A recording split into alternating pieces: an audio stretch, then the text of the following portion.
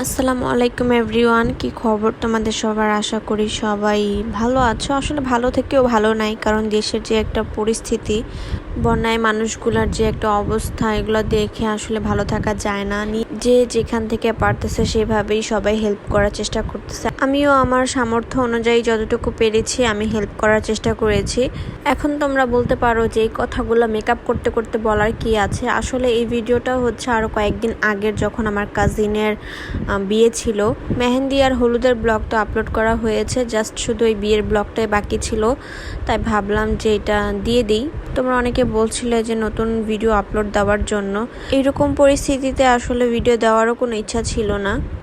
এটা যেহেতু আমার এডিট করা ছিল, তাই ভয়েস দিয়ে দিচ্ছি। সেদিন আমার কাজিনের বিয়ে ছিল। মেহেন্দি আর হলুদের ব্লগ তো দেখেছো, এটা হচ্ছে বিয়ের ব্লগ।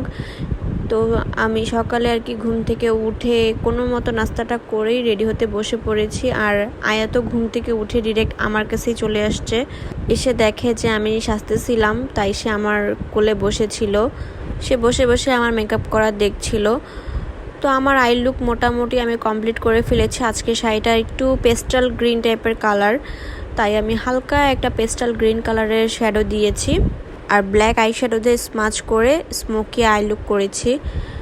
এখন দিচ্ছি মাস্কারা আর হোয়াইট কাজল ইউজ করেছি। আর আমার লেন্স শেডটা হচ্ছে নরকো গ্রিন। তোমরা অনেকে হয়তো জিজ্ঞেস করতে পারো, তাই আমি বলে দিলাম।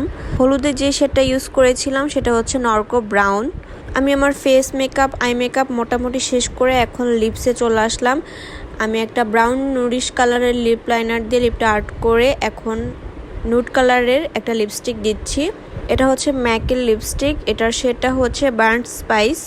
তো এটা দেওয়ার পরে আমি সবসময় লিপস্টিক দেওয়ার পরে দুইটা ঠোঁট একসাথে মিলিয়ে নিই, আমার কাছে ওইটা বেশি ভালো লাগে। আর আজকে মেকআপটা অনেক ফ্ললেস হয়েছে, মানে দেখতে আর কি ভালো লাগছিল। তো এখন আমি শাড়িটা বের করে নিয়েছি। এই শাড়িটা অনেক আগের, আমার কাজিনের বিয়েতে কিনেছিলাম। ওই দিন পরার পর আর পরি নাই, তাই ভাবলাম যে আজকে এটা পরি। আর এটার সাথে যে ব্লাউজ ছিল সেটা আমার আর এখন লাগে না, কারণ আমি মোটা হয়ে গিয়েছি। এটা আমার আরেকটা এক্সট্রা ব্লাউজ ছিল, আমি সেটা দিয়ে পরেছি।